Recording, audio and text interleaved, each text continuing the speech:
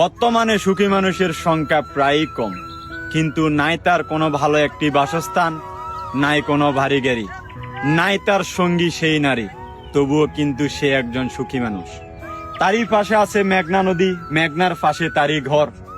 নদীর ঢেউ সেই কনকনে, হাওয়ার বাতাসে থাকতে হয় সেই কুড়ুঘরে তারই জীবন। আমরা এখন বরাবর মতো সেই সুখী মানুষের বাসস্থানের ভিতরে আমরা ঢুকে গেলাম। রান্নার ঘর এটা, আর তার থাকারই ঘর এই স্থান। দেখতেছেন পাশে হলো আপনার মেঘনা নদী, এই দিক হলো আপনার আফাজিয়া বড় মসজিদ। সরাসরি আমি চলে যাব সেই সুখী মানুষ কাকারির সামনে। মানে এই জীবনটা আপনার থেকে কেমন লাগতেছে, যে সুখী মানুষ আপনি, একটা এরকম একটা অনুভব? আমার তো এখানে খুবই ভালো লাগছে। খুবই ভালো লাগতেছে। তো ধন্যবাদ, সবাই দেখতেছেন সেই সুখী মানুষ কাকারির সাথে কথা বললাম, তার থেকে এই জীবনটা অনেক সুখী লাগতেছে।